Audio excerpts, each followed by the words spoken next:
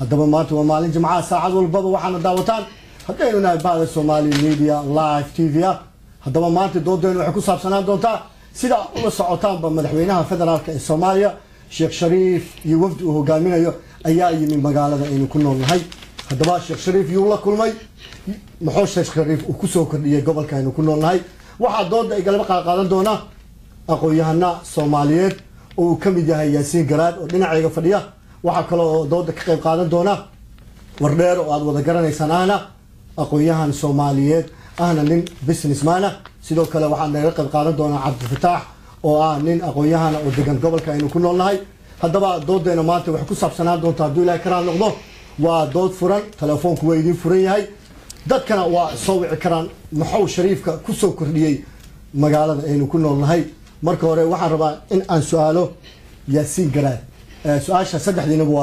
way idin furanta qof walba marka waxaan jeclahay inaan waqtigan aan ilaalino waa hal saac inkastoo dad badan oo kale ay ka soo qayb gali doonaan ay gadaalka imaan doonaan balse waxaan doonayaa marka hore inaan waqtiga aan xadidno Yaasiin Garaad aan kugu bilaabo adiga Yaasiin waxaad la socotaa madaxweynaha federaalka ee Soomaaliya in uu yimid gobolka aynu ku noolnahay madaxweynuhu muxuu ku soo kordhiyay gobolkan bismillahir rahmanir rahim alxamdulillahi rabbil alamin thumma salatu wassalamu ala rasulillah hayo intaana su'aasha ka jawaab waxaan jeclaan inaan ka hormarsado hordhac yar run ahaantii waxaa iska nasiib daraa ama muruga leh ama mustaqbal madow qofka Soomaaliga tusaya inuusan ana wali bulshadeena u bislaan ama aan gaarin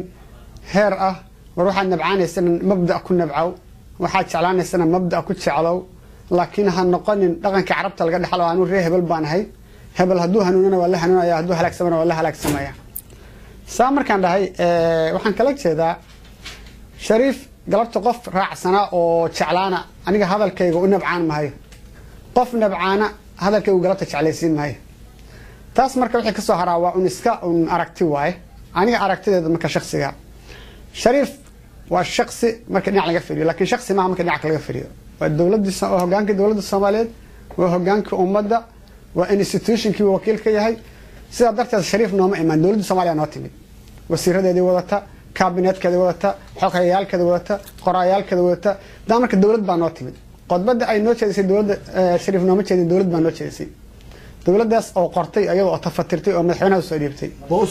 sida darteed marka qodbada waan dhageystay aniga waxaan u baahnaa cadeeyo anigu dadka qodbadaas meesha ka socota xaadir ma ahayn laakiin waa daawaday in badan ba saddex jeer daawaday one time gareey xilliga bilaabatay ilaa xilliga dhamaatay صدّن إيه 5 دقيقة سعت. ياسين خطبة وصل نقدرنا برامج خطبة أيام أن إلى ذكرى النقطة أن هلك كسر دين دونا. مركب واحد ربعنا النقطة عبد الفتاح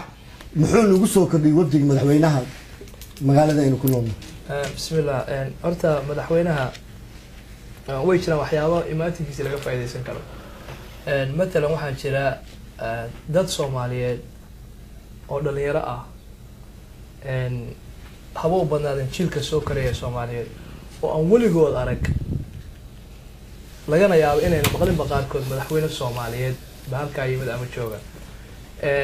waxaan u maleynayaa dadkaasi inay aad ugu farxeen in ay arkaan mar uun ummad la yiraahdo qof la yiraahdo waa madaxweyne Soomaaliyeed oo ay salaamaan oo ay u tagaan oo ay la hadlaan waxaadna moodaa in ay taasi tusayso inay dhul iyo dad ay ka yimaadeen ka bacdina laga yaabo inay meelo wanaagsan ay u sii maaragtay ay u sii saashay inay aadaan maadaama ay meel u nasab sheegtaan ay jiri karto waxa kale oo laga faa'iideysan karaa in waxa kan dawliga ah la yiraahdaa uusan maaragtay shakhsi ahayn iyaga laftigooda ay siin karto in maaragtay ay ummadda Soomaaliyeed hogaamo ka noqon karaan inay waxyaabaha leadershipka iyo hogaaminta ay wax ka bartaan oo sahal karaysa marka meelo fiican uu leeyahay maatika madaxweynuhu بسم الله أرتأدن ومع سنة هنا متقارن ومع سنتين سوال ميديا جانس كان نسيسان أو فرصة عن نسيسان ونقول دين إنسان وحيابي لقى فايدة استيوان وحيابها إن شاء الله تعالى أن جعلنا هاي إن لسي وضع وضدك سوالدو إن الدسكاشن كسميان مر والبا وضدك كسميان إن أي waxa marka ku soo kordha markay wax tagaan in bal iska wareysto hadii aan u noqdo su'aashii ahayd Shariif iyo dawladdiisii maxay ku soo kordhiyeen Minnesota runtii aniga wax hadda ay soo kordhiyeen oo aan garanayo oo aan ahayn madaxweynihii Soomaaliya yimid telefishinada iyo maxaan ku yiraahdaa MBR-ta iyo local maxaan ku yiraahdaa newspaper-rada in la ku soo qoray oo dadku inaan horta madaxweyne leenahay inay dadkina ogaadeen waa aaminsan inay wax soo kordhay tahay sababta hore waxa noo qabi jiray laga yaabo inaan waxba aan ahayn magac ahaan way soo kordhay laakiin wixii aan ka filaynay runtii kama aanan helin wax hadda uu soo kordhiyay oo maxaan ku isleeyahay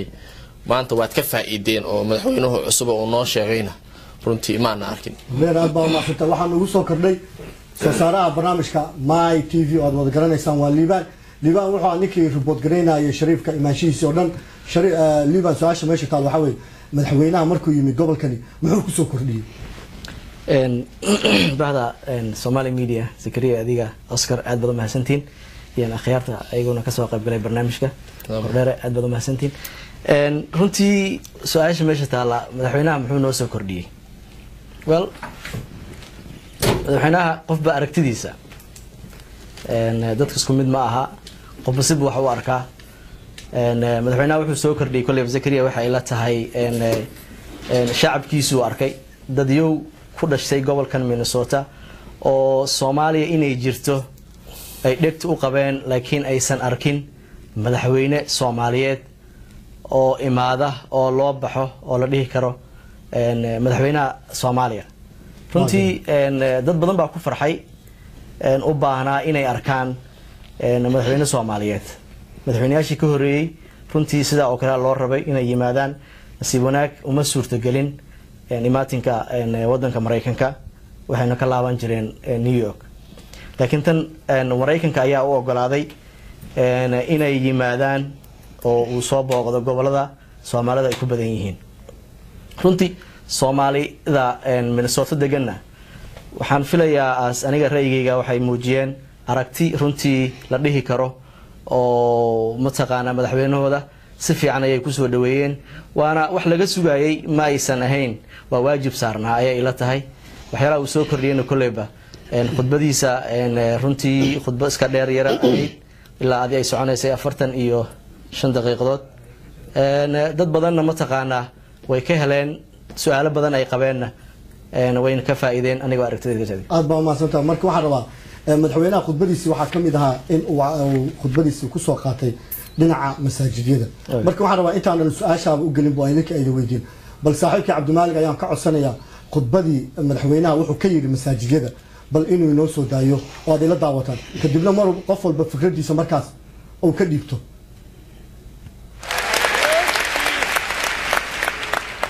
sidaas oo kale in wax laga qabto maamulka in la hagaajiyo dadka barakacay oo dhibaataysanna si alla sida gargaar loogu heli karo laga shaqeeyo dalkii dibluskiisana laga shaqeeyo sidaas oo kale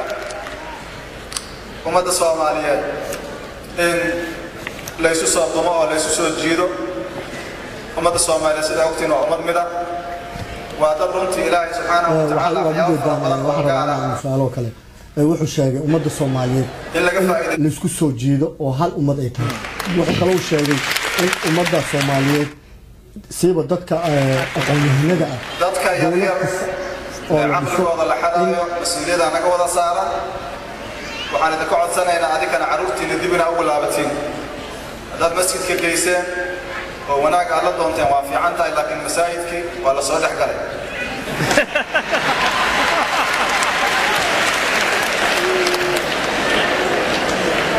waxaa waajib ah inaan la soconno caruurtaana masjidka marka ay tagaan maxay qabtaan maxaa fikirkoodu yahay maxaa yeelay berito waxaa imaanaya inay ku dhahaan hooyo adiga laftigaaga in lagu dilaa waajib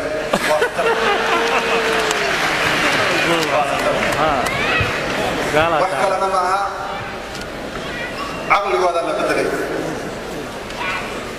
wararka sida aan ku helayno maskaxdooda in la bedelo looguma sameeyo in la daroogayaa socotaan marka wiilasha daroogada kala cararteen oo tacliimta ay geyseen in masaajidka lagala baxo oo darooga taqaanaa la siiyo waa arrin aad iyo aad khatar u ah ficilkaas aad baa u mahadsantahay Cabdimaalig Askar sidaa haddaba aad u daawanayseen madaxweynaha waxa uu sheegay eriyadiisina waxaa ka mid ahayd yaasin waa maqlayseen meeshaad kala cararayseen buu yidhi draagiska ilmihiina haddana marka masaajidii geyseen masaajida ayaa draag siiya marka adigu yaasiin see u aragtaa khudbada madaxweynaha ereygaas